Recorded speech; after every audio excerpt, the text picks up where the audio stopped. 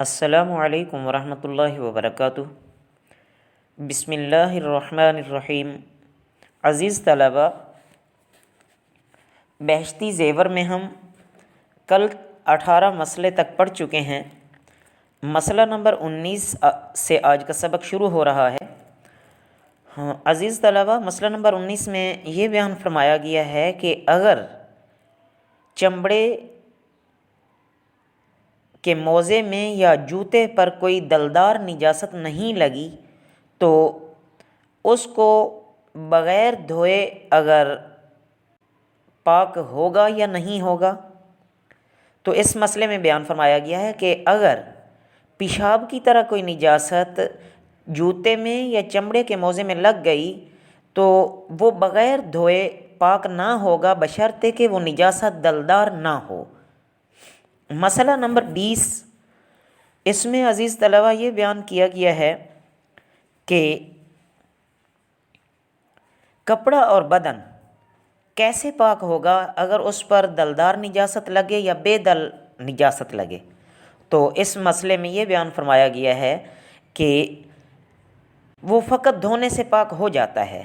کپڑا اور بدن چاہے اس پر دلدار نجاست لگی ہو یا بے دل نجاست لگی ہو، وہ محض دھونے سے پاک ہو جاتا ہے۔ مسئلہ نمبر 21 میں عزیز طلبہ یہ بیان فرمایا گیا ہے کہ آئینہ کا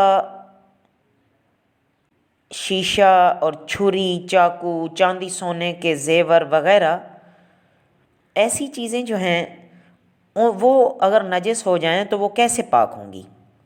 تو وہ یہ فرماتے ہیں کہ آئینہ کا شیشہ اور چھری، چاقو، چاندی سونے کے زیور وغیرہ یا شیشے کی چیزیں جو ہوتی ہیں اگر وہ نجس ہو جائیں تو ان کو خوب پونچھ لیا جائے، کپڑے وغیرہ سے ان کو اچھی طرح صاف کر دیا جائے یا رگڑ دیا جائے زمین پر یا دیوار پر، یا مٹی سے اس کو مانج دینے سے وہ پاک ہو جاتی ہیں۔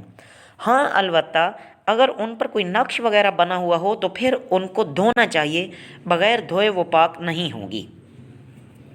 مسئلہ نمبر 22، اگر زمین پر نجاست پڑی ہے اور وہ ایسی خشک ہو گئی کہ اس کا نشان بالکل جاتا رہا تو اس پر تیمم کرنا یا نماز پڑھنا کیسا ہے؟ تو اس مسئلے کا حل یہ ہے، تو اگر وہ ایسی خشک ہو گئی ہے کہ نشان بھی ختم ہو گیا ہے، دھبا ہے، نہ بدبو آتی ہے، تو ایسی زمین پاک ہو جاتی ہے۔ لیکن ایسی زمین پر تیمم کرنا درست نہیں ہے، البتہ نماز وغیرہ اس پر پڑھی جا سکتی ہے۔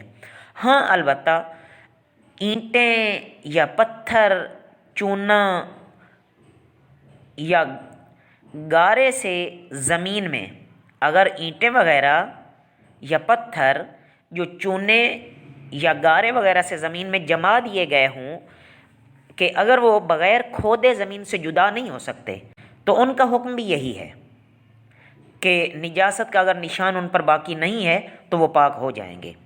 مسئلہ نمبر 23 میں یہ بیان فرمایا گیا ہے کہ جو اینٹیں ویسے زمین پر بچھا دی جاتی ہیں، گارے وغیرہ سے اس کی جڑائی نہیں ہوتی، ان کو فکس نہیں کیا جاتا، تو وہ خشک ہونے سے پاک نہیں ہوں گی، بلکہ ان کو الگ سے ایک ایک اٹھا کر ان کو دھونا پڑے گا، پھر وہ پاک ہوں گی۔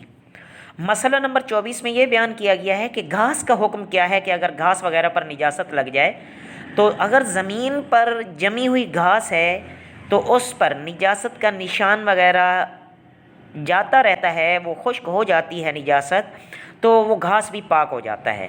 ہاں البتہ گھاس کٹی ہوئی ہے اور وہ الگ پڑی ہے، اس پر اگر کوئی نجاست لگ جاتی ہے تو اس کو جب تک دھویا نہیں جائے گا اس وقت تک وہ پاک نہیں ہوگی۔ مسئلہ نمبر 25، مسئلہ نمبر 25 میں یہ بیان کیا گیا ہے کہ اگر کسی نجس چاقو، چھری وغیرہ کو دہتی آگ میں ڈال دیا جائے تو آیا وہ پاک ہو جائے گا یا نہیں؟ تو اس میں یہی بیان فرمایا گیا ہے کہ اگر کوئی ایسا چاقو، چھری یا مٹی اور تانبے کے برتن وغیرہ ہیں جو نجس ہو گئے ہیں تو ان کو اگر دہتی ہوئی آگ میں ڈال دیا جائے تو وہ بھی پاک ہو جاتے ہیں۔ مسئلہ نمبر 26 میں یہ بیان فرمایا گیا ہے کہ اگر کوئی چیز ہاتھ پہ لگی ہوئی ہے نجس اور کسی نے زبان سے اس کو 3 دفعہ چاٹ لیا ہے تو وہ پاک ہو جائے گا؟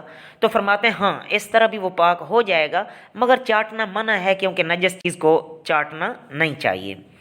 یا اسی طرح چھاتی پر بچے کی قے وغیرہ کا دودھ لگ جاتا ہے تو پھر بچہ 3 دفعہ اس جگہ کو چوس کر پی لیتا ہے تو پھر بھی وہ جگہ پاک ہو جاتی ہے۔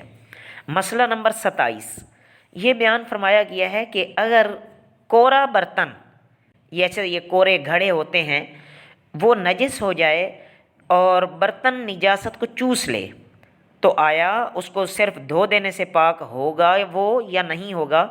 تو فرماتے ہیں کہ فقط وہ دھونے سے پاک نہیں ہوگا بلکہ اس میں پانی بھر دے، جب نجاست کا اثر پانی میں آ جائے تو پھر گرا کر دوبارہ بھرے، اسی طرح برابر کرتا رہے، جب نجاست کا نام بالکل ختم ہو جائے، یعنی نجاست کا نہ رنگ رہے نہ اس کی بدبو رہے، تو وہ تب کورا برتن پاک ہو جائے گا۔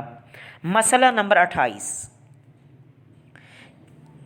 مسئلہ نمبر 28 سے انشاءاللہ کل کے سبق میں پڑھیں گے۔ آج تک مسئلہ نمبر 27 مکمل ہوا، یہ ہم سارے ذہن نشین کر لیں۔ وما علینا الا البلاغ المبین۔